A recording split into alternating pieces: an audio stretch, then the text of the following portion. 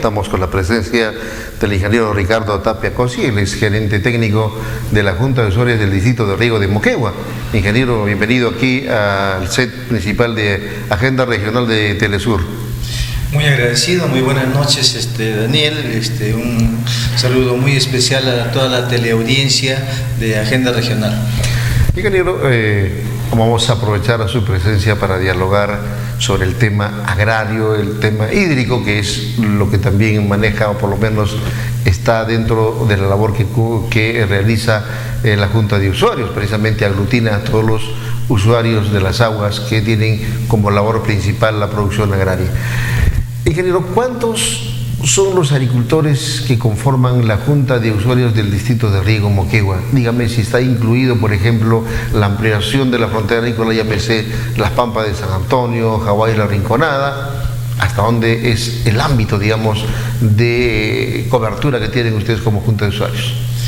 Bueno, nosotros como Junta manejamos un espacio de 10 comisiones de usuarios y una próxima a crearse que se denomina San Antonio. De las 10 comisiones que te menciono, está ahí lo primero en la parte electoral, luego está Rinconada, Omo, Santa Rosa, Estuquiña, Charzagua, Alto Moquegua, Tumilaca, Ocatagoscoritala, Botora y próximamente, como lo mencioné, San Antonio, que es una zona de ampliación de frontera agrícola muy interesante y futuro también de Moquegua.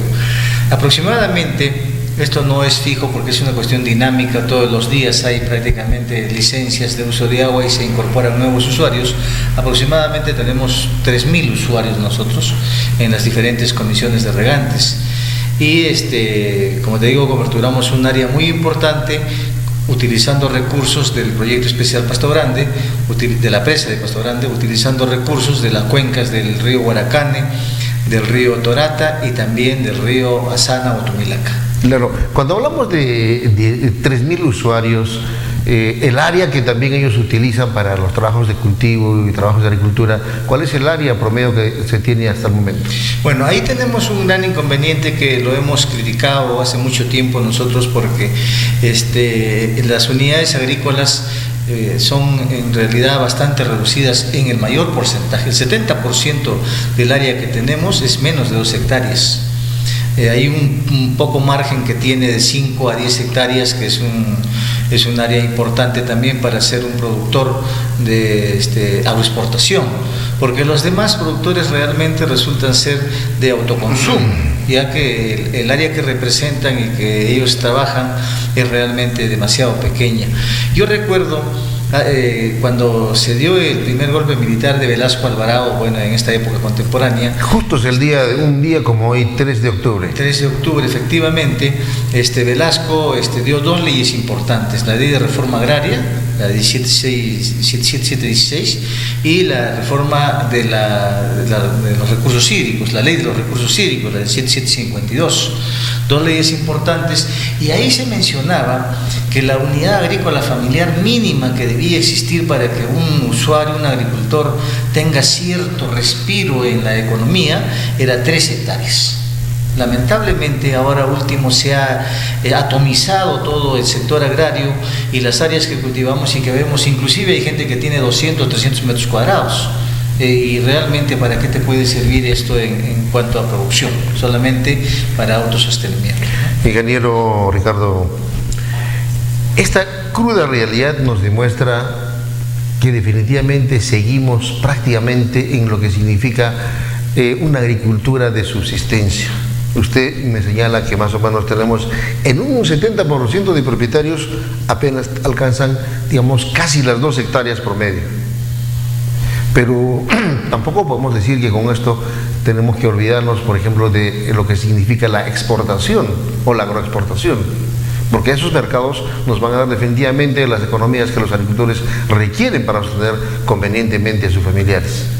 ¿Y por qué cree usted que no funciona la asociatividad o no existe una entidad que definitivamente les enseñe el camino de la asociatividad? Porque yo tengo entendido en el vecino país de Chile también es algo similar, digamos, la cantidad de terrenos que poseen los agricultores. Sin embargo, ellos tienen mercados internacionales. Me parece que hay dos aspectos importantes que no se tienen en cuenta por parte del Estado. Primeramente, cuando se desarrollan proyectos interesantes como propuesta por parte del Estado, no los hacen sostenibles. Es decir, te invitan a participar de una determinada cadena productiva, están 1 o 2 años y te abandonan. Y lo que requiere nuestro agricultor, nuestro productor, es tener más o menos una secuencia mínima entre 3 y 5 años para hacerse responsable de la producción que él va a generar y poder entrar a un mercado. Ese es uno de los temas. El otro es la falta de confianza. La gente no quiere asociarse con el vecino porque no tiene confianza ni siquiera con su vecino, menos con el Estado, que propone cosas que son mediatistas, ¿no? Y que no te garantizan un mercado definitivo. Hay varios proyectos que se han presentado a lo largo de estos últimos años, en orégano, por ejemplo, en jojoba, en uva de mesa, en uvas pisqueras, etcétera. Pero cuando el productor se ha dedicado a hacer ese trabajo, a invertir en esos negocios, cuando ha tenido la producción, los precios que les prometieron se cayeron. Entonces, ese es un grave problema, porque nadie va a arriesgar, nadie va a invertir un capital fuerte, porque en la agricultura se quiere inicialmente al menos de inversión fuerte. Entonces, para tener o para fracasar, para que cuando después de 3 o 4 años que tengas la primera producción te digan, oye, ya no cuesta $1, sino cuesta 10 centavos de dólar el producto que tienes tú, ¿no? Ese es otro de los problemas grandes que tenemos, y como esencialmente, como lo he mencionado primero, es la sostenibilidad de estos proyectos. No se les da sostenibilidad. Todo producto que queramos exportar al exterior tiene que tener el control de calidad respectivo, digamos el control fitosanitario. En esto nos garantiza SENASA, digamos, si tenemos producción agraria. Algunas condiciones las maneja SENASA. Hay otras que últimamente los países que importan los productos que produce el Perú están siendo muy exigentes en lo que se respecta a la calidad del producto, y especialmente a la evaluación de los insumos que se utilizan. Lamentablemente nosotros todavía utilizamos pesticidas que en muchos países ya están vedados. Entonces eso hace que nuestros productos no tengan la seguridad de negociarse en otros espacios que son importantes también. Pero además también la cultura, ¿no? Nosotros estamos acostumbrados a utilizar el producto que nos ofrezca el negociante para atacar una determinada plaga y enfermedad, y con eso tenemos un problema. Quiero recordarte algo importante. Hace aproximadamente 3 años estuvo por acá el hoy presidente de ICA, el señor Sillonis. Y el señor Sillonis nos vino a mostrar todas las bondades que tenía Moquegua para ser los mejores productores del país, aunque sea en pequeño. Hizo una exposición tan hermosa referente al clima, a la temperatura, al suelo, a nuestras tierras, etc. Pero cuando le tocamos el tema del agua y de la contaminación que tenía, o los niveles de contaminación que tenía el agua, nos dijo muy simple: olvídense de lo que les he dicho, porque ustedes no van a poder exportar nunca. Así de simple, sí, así de simple la cosa. Bueno, en realidad esa es una triste pero cruel realidad. Cruda realidad. No hay nada que hacer.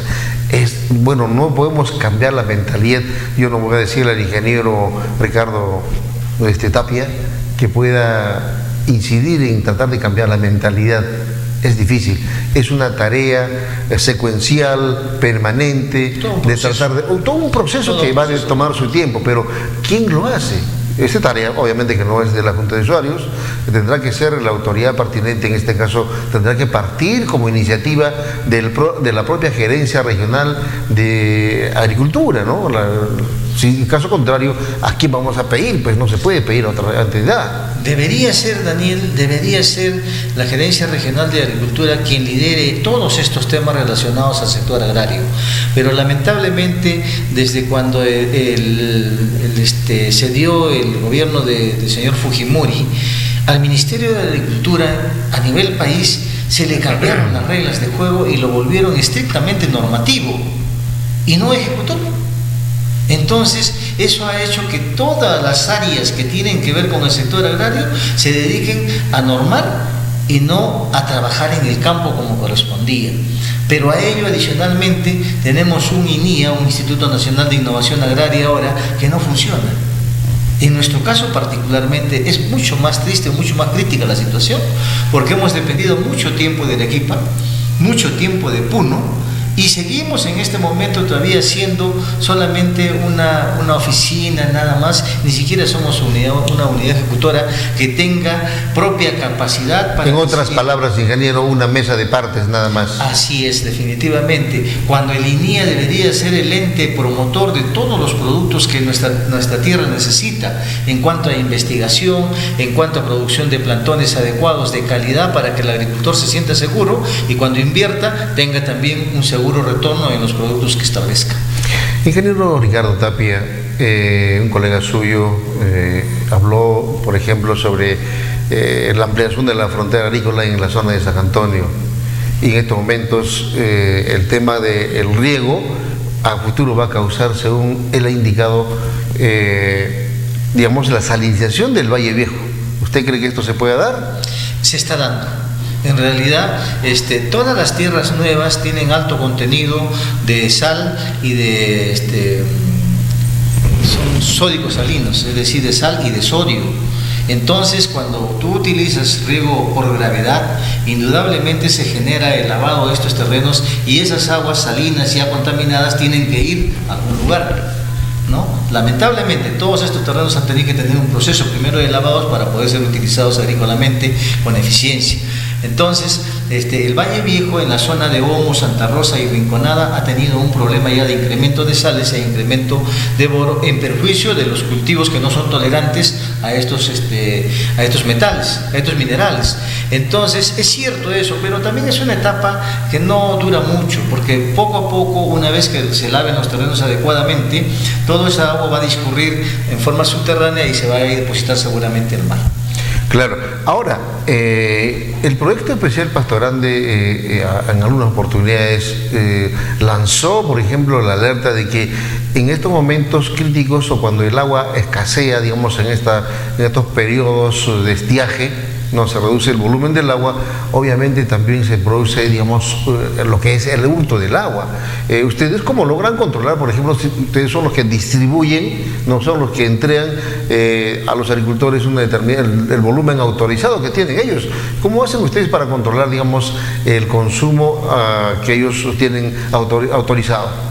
Bueno, ese es un tema bastante complicado, y hay que sincerarlo, hay que ser sincero en estas cosas. El proyecto Pasto Grande es el operador mayor. Él entrega el agua en algunos puntos que nosotros solicitamos para poder de ahí distribuirlos como operadores menores. El hurto del agua, en la mayor parte de los casos o en el mayor porcentaje, está dado en el canal principal, es decir, en el traslado desde la presa hasta la entrega, por ejemplo, en el caso de Otora, en el caso de Estuquiña y en el caso del Sifón, esencialmente, ¿no?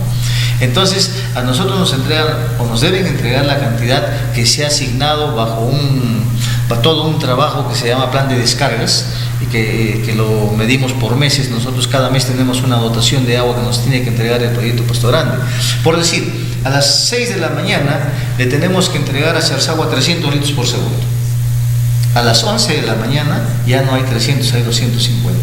A la 1 de la tarde, 200. Entonces, ese fenómeno es el que estamos permanentemente tratando de corregir con el proyecto Pasto Grande, porque no puede suceder. Entonces, el proyecto ha hecho varios intentos para hacer control de estos hurtos del agua, pero no han tenido el resultado que todos hubiéramos esperado. Hoy en día tenemos entendido de que ha contratado personal, ha comprado equipos para dedicarse exclusivamente a la vigilancia, pero aún todavía no vemos los resultados. Entonces, eso debe haber una decisión, aparte técnica, una decisión política, donde se exija prácticamente que ese equipo que va a hacer vigilancia, que le llaman ellos un equipo de vigilancia, debe ser pues lo suficientemente estricto, riguroso y denunciar a las personas que hacen mal uso o hurtan el agua ante la fiscalía correspondiente. Bueno, en todo caso, ¿cuál es el papel del ALA Moquegua, que también es la operadora, en todo caso, el ente rector de lo que es el recurso hídrico? Bueno, el ALA es la autoridad local del agua. Tiene 3 niveles: la autoridad nacional, que es la que maneja todo país; la autoridad administrativa, que está en Arequipa, que maneja toda una región, 3 regiones en nuestro caso; y la autoridad local, que maneja o administra el territorio nuestro. Pero me parece que está mal llamada administración local del agua, porque realmente no administra. El ALA tiene unas funciones muy específicas ahora, que son supervisión, fiscalización y ente sancionador. entonces no nos apoya. Realmente la autoridad local del agua debía ser el organismo que era antes, ¿no? Y que estaba metido en este problema de la distribución del agua, conjuntamente con el operador mayor, el operador menor y la autoridad. Yo creo que sí podríamos hacer todo un equipo para hacer el control respectivo, la entrega, ser eficientes en el uso, ser eficientes en la distribución, ser eficientes en el riego. De esa forma. Ahora, ingeniero, mire, cuando hablamos del recurso hídrico, o sea, el agua, recientemente o casi siempre hay problemas de reclamos, inclusive en la misma población, porque el agua de Pasto Grande es tanto para consumo humano como también para uso agrícola, ¿verdad? Así es. Y estamos hablando de la contaminación. Como usted dice, esa ausencia, digamos, de un trabajo mucho más eficiente de parte del ALA o el ANA, debería ser también garantizar, digamos, la entrega o por lo menos la preservación de este recurso que no tenga, pues, como dice, la contaminación que usualmente despierta, como decía, descontento en la población, y hay las huelgas y las marchas como recientemente los hubo en el distrito de Torata. Ellos deberían de coordinar incluso con, por ejemplo, aquí tenemos la OEFA, que pertenece al Ministerio del Ambiente, para tratar de solucionar, antes de que haya problemas, deberían de, como se dice, prevenir, ¿no?, esas cosas, pero se ve esa ausencia. Indudablemente que yo entiendo que el término administrar es un término muy importante, que significa hacer gestión también, gestionar, y nosotros debemos gestionar los recursos hídricos en una forma integral, no separada, porque cuando lo hacemos en forma separada se aprovechan muchos, pues, de esa posibilidad, porque no nos ven unidos como correspondería. Ingeniero, pero ¿cómo cobro yo, digamos, simplemente por el hecho de que se llama agua y no estoy velando si es de calidad? No voy a ser que estoy vendiendo, pues, un agua totalmente contaminada, tóxica, dañina, ¿no?, porque finalmente el agua la consumen las personas, los animales y las plantas. Así es, y últimamente se ha demostrado. Anteriormente había mucho temor por parte de las organizaciones tutelares que tienen que ver con calidad del agua, de sacar resultados, de informar a la población. Ahora ya está cambiando un poco ese rito, y estamos teniendo información tanto de DIGESA, de la misma autoridad del agua y de otros estamentos, donde se está indicando que efectivamente gran parte de las aguas de la presa Pasto Grande tienen niveles de contaminación serios, en manganeso, en boro, en zinc, en aluminio, en hierro, etcétera, que son perjudiciales para el consumo humano, para las personas y también para los animales. Todo ese producto que lo consumimos nosotros después de comprar en el mercado viene del valle, de todas las zonas donde es productivas. Entonces eso retorna prácticamente para el consumo humano, generando problemas que no se dan en el momento, se van dando paulatinamente, y por eso que la información que se tiene de los diferentes centros médicos es cada vez más complicada. Más gente con cáncer, más gente con problemas estomacales, más gente con problemas en el hígado, en los riñones, etcétera, como consecuencia del agua que ya no viene de buena calidad. Otro punto, hablando del ANA o del ALA, en este caso de Moquegua, por norma ellos también pretenden manejar, por ejemplo, a las juntas de usuarios. Yo tengo entendido que las juntas de usuarios son entidades de corte privado, no son, digamos, de administración nacional, porque si fuera de administración nacional ustedes recibirían el recurso correspondiente para la parte administrativa y la parte operativa, ¿no? Sin embargo, ¿cómo ha quedado esto de que, bueno, se ha suspendido una primera vez, se va a cumplir? ¿Usted está, como dice, de acuerdo con que se aplique ese tipo de normatividad? Bueno, lamentablemente el Estado ha dado una ley que es la 30.157, ley de las organizaciones de usuarios, al margen de la ley 29.338, que es la ley de los recursos hídricos general, ¿cierto? ¿Y para qué la ha dado? Justamente para intervenir a las juntas de usuarios a nivel nacional. Por eso es que no ha tenido aceptación a nivel país esta ley, porque era intervencionista. Mucha gente no lo ha creído. Sin embargo, hoy estamos ya muy claros de que esta ley es intervencionista en cuanto a la organización. En cuanto a la organización, es decir, si yo soy una institución civil, el Estado no puede meterse, pero sí debe intervenir en el control, en el monitoreo y en la fiscalización de los recursos que las juntas captan, porque se vuelven públicos. Eso sí, debería darse todo el tiempo, eso nadie lo va a discutir, pero acá ha habido una intervención directa en cuanto a la organización. ¿Qué ha pasado con el tema electoral, que es lo que estás tú más o menos mencionando, respecto a que desde el año pasado se han generado hasta la fecha 4 decretos supremos? Esos 4 decretos supremos deberían ya haber establecido o incorporado a los nuevos directivos de las juntas de usuarios a nivel país. Sin embargo, han pasado casi 2 años y hasta la fecha no se pueden elegir a los directivos de las nuevas juntas de usuarios. ¿Por qué razón? Ahí sí yo soy muy claro en responsabilizar al gobierno. ¿Por qué? Porque ha demostrado una total incapacidad para poder gobernar como corresponde, dando una serie de decretos supremos y resoluciones jefaturales. La primera, te voy a, si me das el tiempo respectivo, mira, la primera sale con el decreto supremo 08. Ese decreto supremo decía claramente, las juntas de usuarios tienen plazo hasta el 19 de julio para poder elegir a sus comités de elecciones y a sus comités de impugnaciones para iniciar el proceso electoral. Si no lo hacen, lo hace la autoridad. Clarísimo. Entonces, si tú no lo hacías, pongamos el ejemplo, y yo veía que tú no lo haces, yo tenía la obligación de hacerlo porque me lo faculta la norma, me lo faculta el decreto supremo 08. Sin embargo, se dio. Pero ¿qué pasó?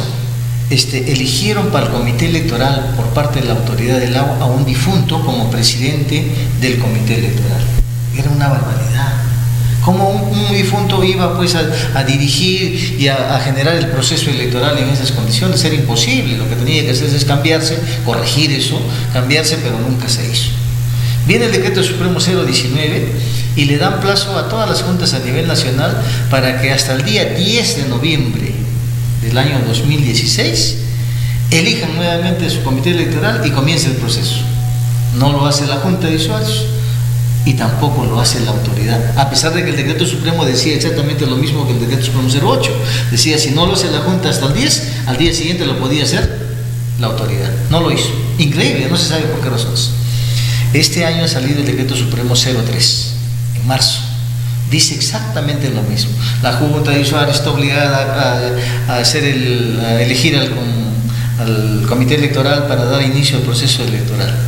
No lo hace la Junta y le da la facultad a la autoridad local del agua. Hace la autoridad local del agua el evento y no lo logra. ¿Por qué? Porque no asiste la cantidad necesaria de usuarios, que son el 35% como mínimo, para elegir o para cambiar directivos. Lamentablemente la ley le dice sí. Entonces, ¿cuántos tenían que participar en esta oportunidad de 35%? Eran 420 usuarios. ¿Cuántos asistieron en total? 179. Por lo tanto, quedó en el aire. Ahora ha salido un nuevo decreto, hace 15 días, un poquito más, el decreto supremo 013, donde dice, ya, la autoridad del agua es la que ejecuta la Asamblea General para elegir a los nuevos directivos. Pero dice también, si no lo logra elegir al Consejo Directivo porque no va a reunir el 35%, tiene la posibilidad de elegir a un comité transitorio conformado por un presidente, un vicepresidente y un vocal que va a hacer la función de tesorero. O sea, se nombra a dedo, en otras palabras. Prácticamente con un mínimo de 10%, prácticamente. Pero eso es llegar a peores condiciones, porque es preferible que de una vez se designe a la Junta verdadera que va a cumplir sus funciones. Pero, ingeniero, mire, nosotros vivimos en un país democrático y democracia es la mitad más uno de todo un conjunto, en este caso, del universo de agricultores que existe en la región Moquegua, ¿no? O por lo menos en la Junta de Usuarios del Distrito de Riego de Moquegua. Y para que la dirigencia sea representativa tiene que aplicarse el principio de la democracia. Si se va a aplicar, digamos, con pequeños porcentajes, obviamente estamos alentando, como se dice, la ingobernabilidad y la falta de representatividad que debe tener el dirigente. Exactamente. Por eso se tienen muchos problemas, complicados aún más ahora con este sistema que está empleando el gobierno, de que las comisiones de usuarios tengan una lista independiente, que voten independientemente o elijan a sus directivos independientemente y no tengan ninguna relación con la Junta, con la directiva central. Anteriormente se elegía a un presidente y a 2 delegados de cada comisión, es decir, 3 de cada comisión por 10 comisiones, son 30 miembros, y esos 30 miembros elegían a su directiva. Claro que no era lo más representativo, pero estaban prácticamente todos involucrados. Las 10 comisiones, hoy en día no, los han encapsulado. La comisión de Rinconada, la de Hilo, la de Alto Moquegua, etcétera, tienen su propia directiva, pero no tienen relación con la central. ¿Te das cuenta? Han perdido prácticamente una serie de derechos. Claro, este es un tema que no sé cómo se va a poder superar, porque en realidad son decisiones de gobierno central. En todo caso, el propio Ministerio de Agricultura será la que tendría que en alguna oportunidad tratar de proponer, ¿no?, de que se pueda modificar y cambiar, y que en verdad se dé el camino democrático de libertad, digamos, de organización que deben tener las juntas de usuarios. No estamos bajo un gobierno de facto, estamos en un gobierno democrático, ingeniero. Así es, yo pienso que ha habido dos problemas de parte del gobierno. Primeramente, desconocimiento por parte del ministro de Agricultura sobre estos temas esenciales, y desconocimiento del jefe de la autoridad del agua, que es un señor consultor. Realmente yo lo conozco, he tenido oportunidad de estar varias veces reunido con don Abelardo de la Torre, pero él no ha trabajado en la administración pública nunca. Entonces no conocen la realidad, cómo se manejan estos temas de los recursos hídricos, que son realmente complicados. Entonces, ¿quiénes han aprovechado, desde mi punto de vista muy particular? Han aprovechado los funcionarios y profesionales de segundo o tercer nivel para inyectar o querer corregir con medidas que no eran las adecuadas, para ir cambiando de decreto supremo en decreto supremo, es decir, generándole de tumbo en tumbo tanto al ministro como al jefe de la Autoridad Nacional del Agua. O sea, fórmulas experimentales. Así es, definitivamente. Mira, esta ley, la 30.157, que fue observada, llegó hasta el Tribunal Constitucional, y el Tribunal Constitucional optó no por derogarla, porque decía que era bien complicado derogarla, pero sí que podía ser modificada para mejorar la situación. Si hubiera sido modificada en su tiempo, no estuviéramos en este problema. Esta modificatoria, bajo ¿cómo se llama? El grupo agrario del Congreso, la Comisión Agraria del Congreso, propuso con una propuesta de ley 274 ante el Congreso y ante el Gobierno las modificatorias que tenía que tener esta ley.